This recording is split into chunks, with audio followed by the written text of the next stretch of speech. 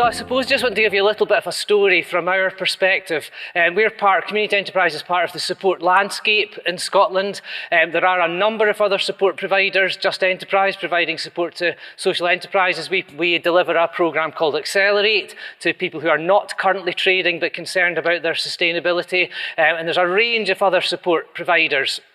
And about a year and a bit ago, we just began to notice, probably October, a year past October, the organisations that we knew were either getting into some difficulties or probably more worryingly, we were seeing that they were closing, and we were seeing that in the press. And certainly our organisation and other organisations, support organisations they work with, hadn't heard from them. And we felt that was a bit of a conundrum. As a fairly well-developed social enterprise support mechanism and third sector support mechanism in Scotland, people were clearly dropping through the cracks. So we worked alongside the Development Trust Association, Scottish Community Alliance, who look after a lot of intermediary organisations, and the Just Enterprise group providing support to social enterprises, to have a think about what the problem was, whether it was just temporary or post-COVID, and what we needed to do about it.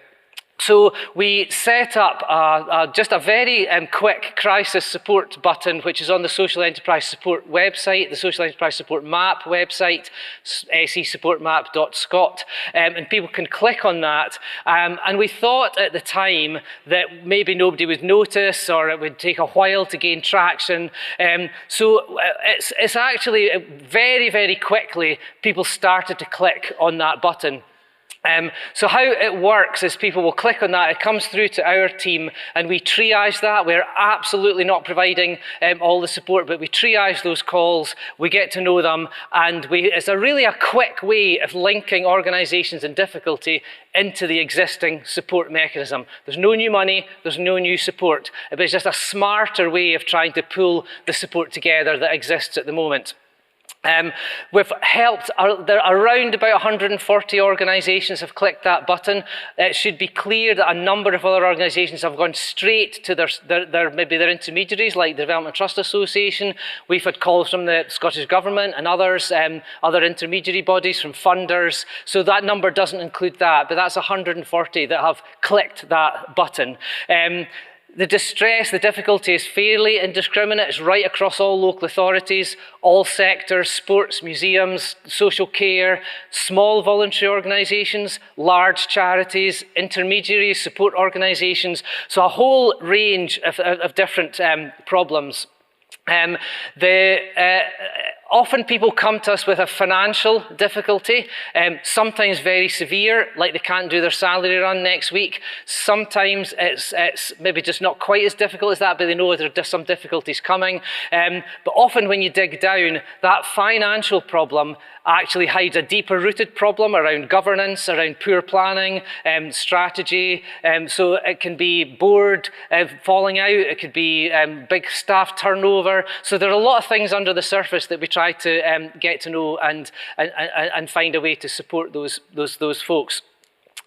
So we think at the moment around 10 to 15% of those are either closed or are preparing to close, but we think there's quite a few that are on the cusp that will probably move into that. So it's fairly severe difficulties. Hi there, my name's Jo Slater. I work for Inspiralba. We're based down in Campbelltown in Argyll and Bute. I'm a business advisor. We are a delivery partner for the Just Enterprise support programme.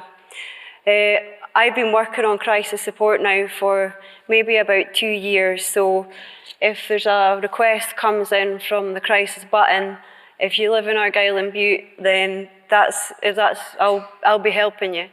So yeah, I mean, I think we just maybe start off. One thing I was going to actually ask Douglas is that who in this room actually knows where the crisis button is or has accessed it before? Mm-hmm. Mm. Okay. No, it's just interesting because we can. So I just wanted to start off by saying, I mean, what is a crisis? I mean, Douglas alluded to it slightly there, but it's really anything that maybe looks to, destabilise your business. okay? And a lot of it can be unplanned. So you might be sitting on the board of an organisation and all of a sudden they're going, oh, we've not got any money. And like, what about that money? Oh, that's restricted, we can't use that. So it's really something that you haven't planned, again, that could risk the future of the organisation.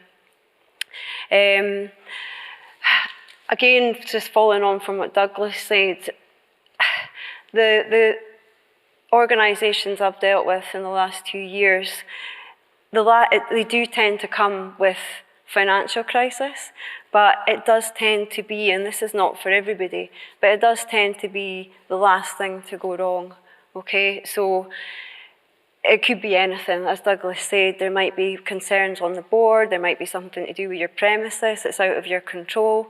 This is why it's important that we are now looking to really help you understand how to avoid crisis.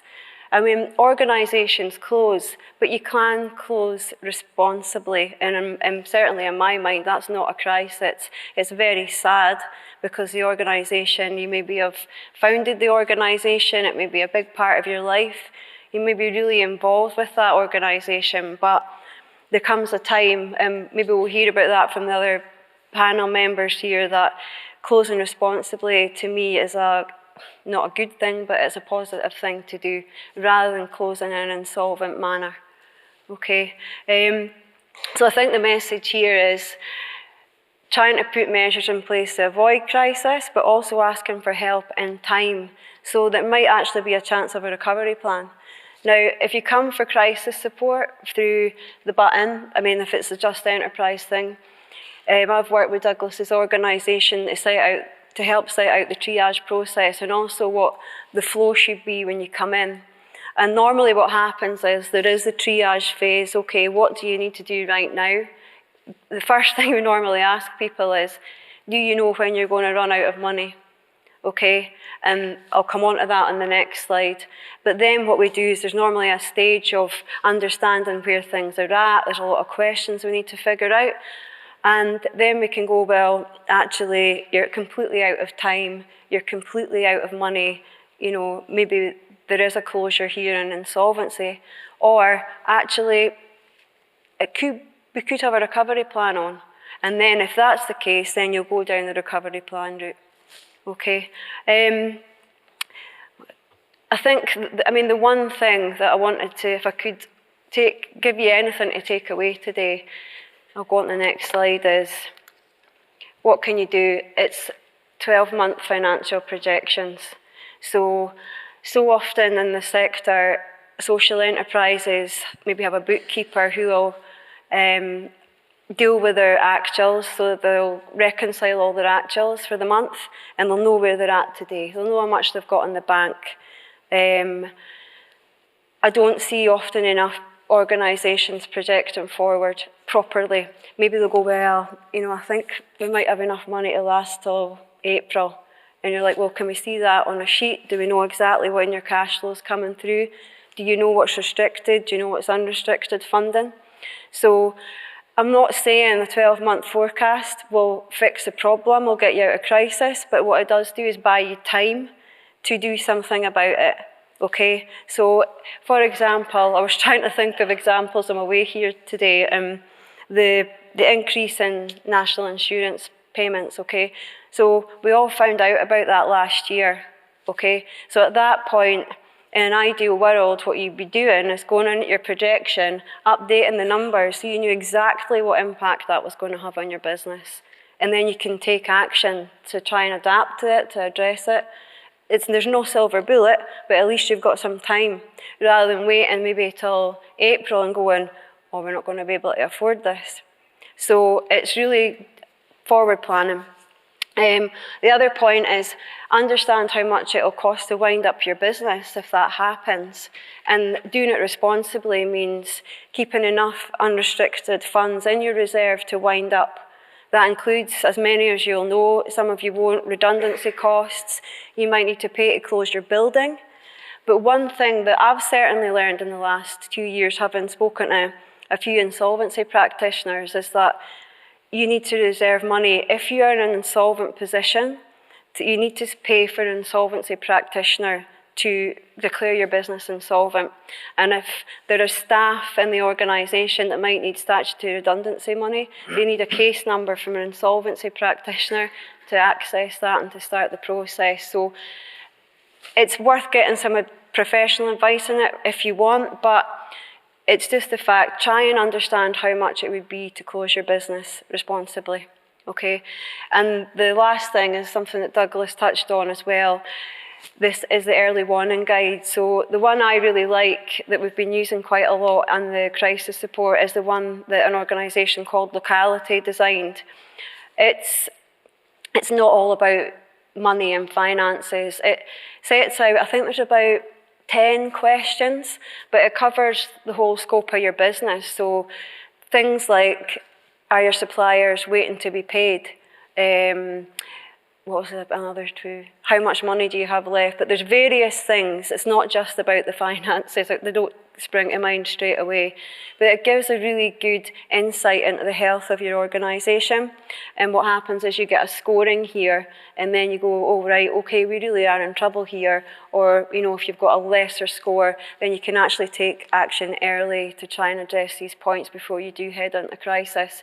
So interim, we had a fantastic chairperson who left us in June after a 6-month period of telling us she was going to leave. So I stepped up to the plate just in the nick of time.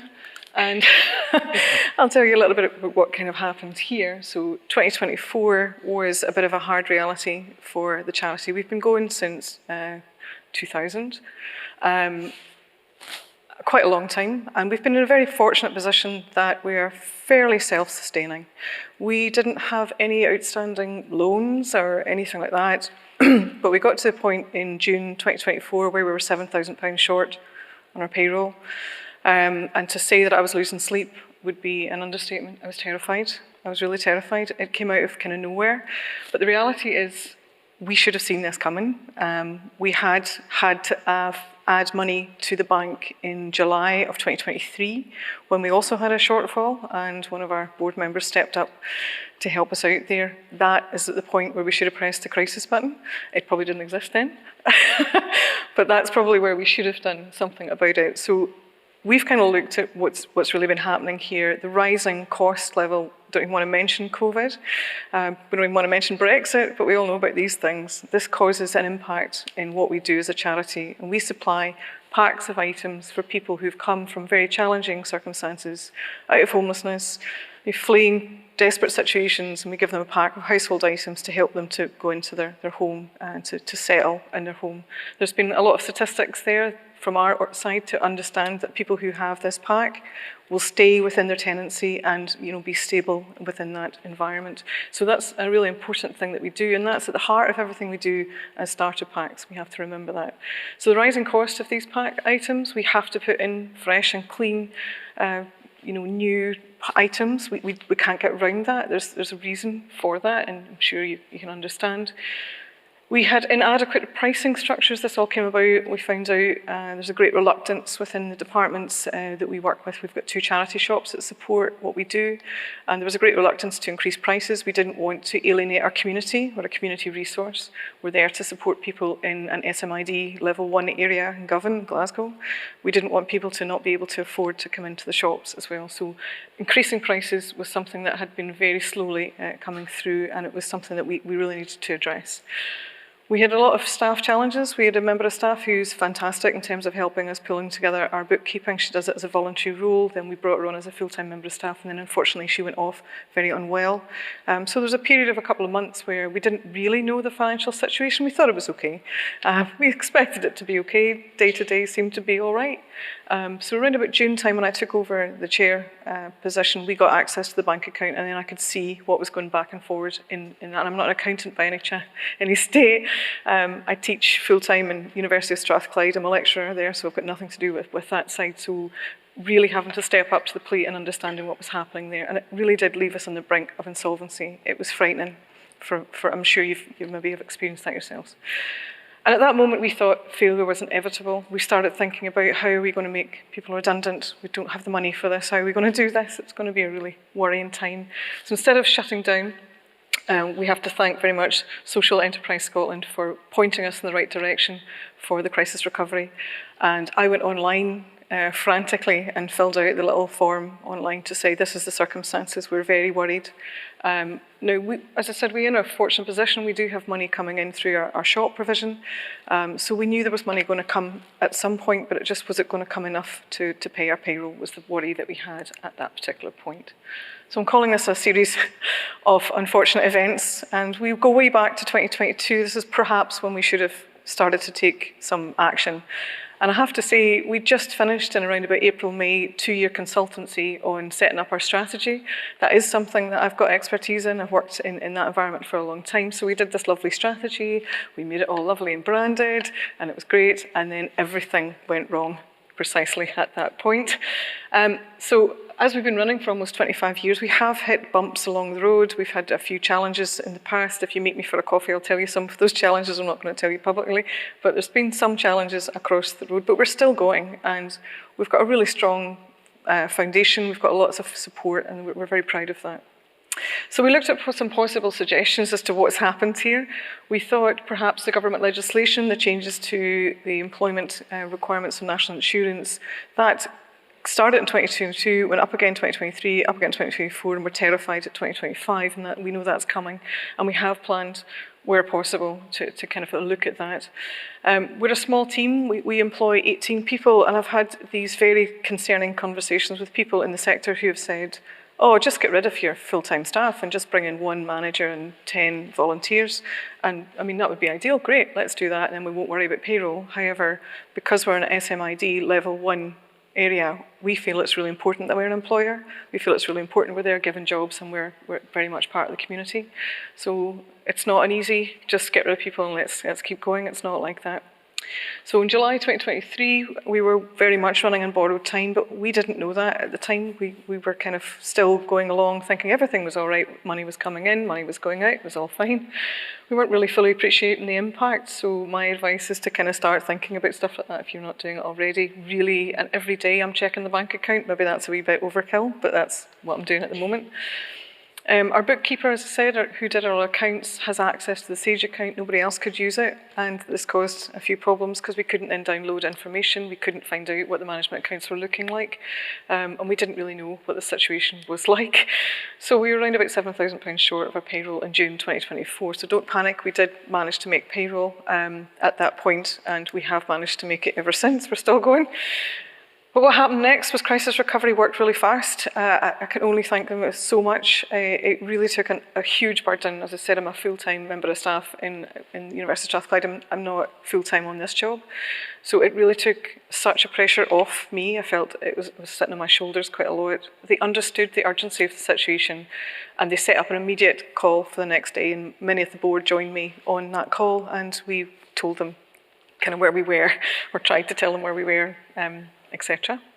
So they communicated with the Robinson Trust. The Robinson Trust has been a key supporter for Startup Packs in Glasgow, and they negotiated some additional support. So that wasn't them dipping into their pockets and giving us money, which is probably would have solved a few problems, but laterally down the road, that's not what we needed. What they identified was we needed a better handle on our finances. We really needed to understand what was most urgent and how to get more information. And we needed that information to steer the ship and find out, actually, are we solvent? And we spent a good few weeks sweating buckets, wondering if we were solvent, because we didn't know at that point.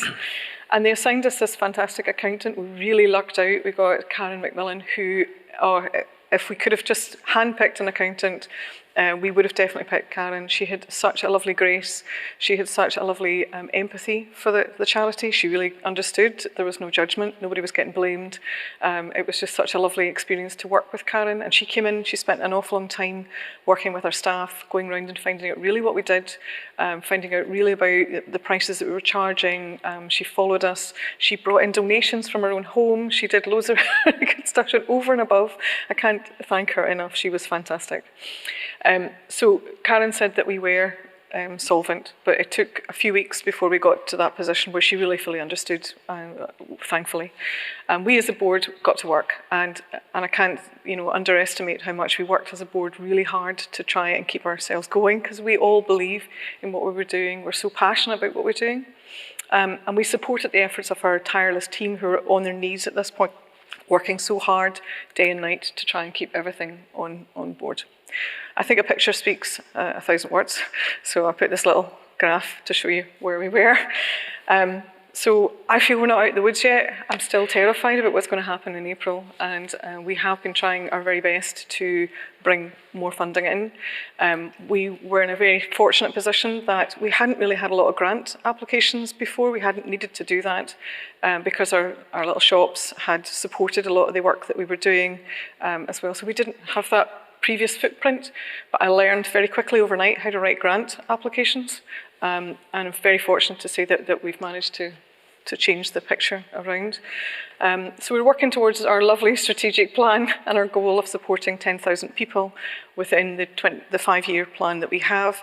And that's a realistic goal. That's what we've done over the last 5 years. And you know, it's sad that our organisation still has to exist on that basis, but that's what we're trying to do, and we're very, very passionate about that. And we're building financial resilience. We're trying our best to do that. We've got people on board now who are really trying our best to kind of keep on top of what's happening on a daily basis. We've secured over 100,000 in grant funding since June, July of last year, and we've been so fortunate to do that. It's just been a really lucky point of some of the grant applications we've come in really hit the drivers of what we're trying to do. Because we had this lovely, well-designed strategy, we were able to align everything back to what we were kind of focused on as well, and that really, I think, helped. And also aligning ourselves to what the grant applicators were looking for. That just kind of helped to bring a lot of stuff in. I'm sure you guys know how to do that as well. And we clawed back gifted. We'd never really done that before. We hadn't done it in a good enough way. There's lots of talks about an EPOS system. Didn't know what that meant. Thought it was something alien. But we still need to get this electronic purchasing system in place. We haven't done that yet, but we managed to claw back some grant aid that was sitting outstanding for us for the last 4 or 5 years, which was great. It was money that we should have been capturing anyway, and we didn't. We installed a better Sage reporting system, more online system, and we are going through training for both finance and support. We don't want to be in a situation where one person has access to our finance and we don't know what's going on as a board, and we've really learned from that. We report back to the board under the crisis headings that Karen gave us, but also now I'm starting to change that to the headings that are very specific to our strategy. We have a strategy planning day coming up in March. I don't think the date's been agreed yet, but that we usually do that within the university. We take everybody out of the organisation into a totally different environment to get them to think about what the strategy is going to look like in the next year to 5 years, hopefully keep going. So we've got all that coming up, and we're starting to feel a little bit more positive about how things are looking. I'm going to kind of work through this in terms of really focusing on the kind of story as it kind of unfolded and how we made decisions to wind up the charity. But first of all, to really build on that, People and How was really successful. December last year, 2023, we just had our 10th birthday celebrations. We'd been in the Scottish Parliament. The number of people that told me, Glenn, that's amazing. You've passed the 10-year phase. It's like all the research says you're here for the long haul. You know, you've got 10 years under your belt. If only we'd known what was to come. Our work as well went a bit further than service delivery, and that was really part of the idea of People Know How, that we really wanted to know what do people need themselves, what they need in communities, what ideas do they have, what solutions do they have, and how could we put those into action. And then how could we actually run research, look at the real good practice, and start to tackle some of those underlying issues. And we were just at that stage. We'd recruited a policy and research manager. We still have 2 PhD projects that are running. So we were doing research. We were engaged in a number of campaigns, particularly around, let's say, school transitions and our digital work. So the whole kind of purpose of the charity was really coming together. So what happened? Douglas, I think you used the phrase earlier about a perfect storm. And you also went through a list of things that kind of charities often encounter in terms of not having a strategy, poor planning, falling out with your board. We have a board member in the room here, so I'm not just saying this, but we have a good relationship with our board, still do. We did lots of things right, and it worked for 10 years, and then it stopped working. This slide here really illustrates the black line is our income, the red line is our expenditure. And you can see how going back 1920, so on and so forth, the black line is above the red line. That's where you want to be. And that's how you manage to put away a little bit for a rainy day. Little did we know it was going to pour quite soon. You then see the lines cross, and that was our kind of early warning sign, I suppose, that we'd managed for 9 years consecutively to put away some into our reserves, and then we had to dip into our reserves. You'll then see the two lines go apart dramatically, and this was when we really realized that that we were in serious risk of becoming insolvent. Not only did we not have enough money for the year that we were in, 24-25, but where we would have expected to see money, firming up for the new financial year, 25-26, that just wasn't happening. If I had more time, I'd show another slide, which I've been showing some people, of a canyon.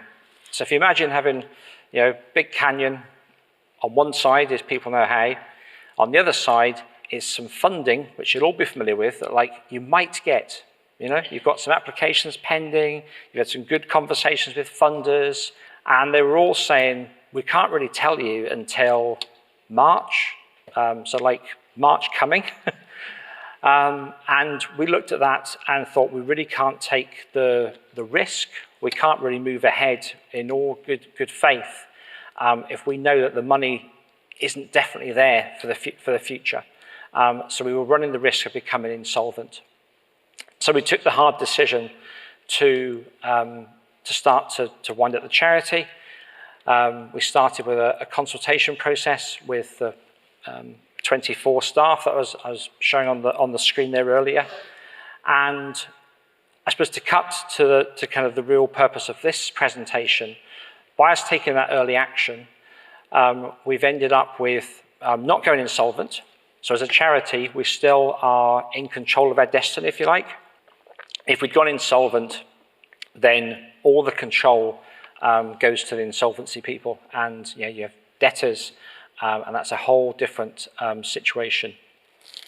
What we've managed to do is to wind down the charity in as orderly a fashion as we can, responsibly, working with staff, working with volunteers, working with all of our beneficiaries.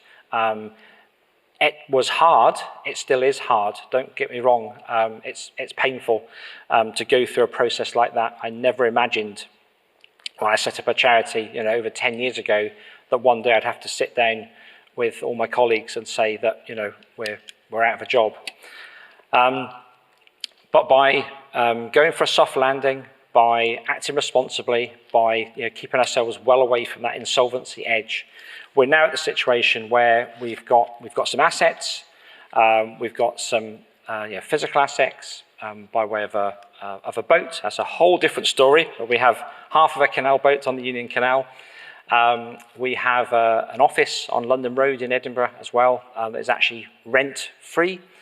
And we have some cash left in the bank. So we're now working on a plan in terms of how we can pass on those assets, but also pass on the legacy, pass on the things that we've started, the expertise, the skills, the knowledge that we hold, the PhD studies that I spoke about earlier. How can we pass the baton on so that actually our work does continue? So whilst it's sadly not people know how taking that work forward, it may be that other charities, other organisations, other people and community groups can actually take that work forward on our behalf, and we can work with them to do that and have that transition. I think that's everything from me. Thank you very much.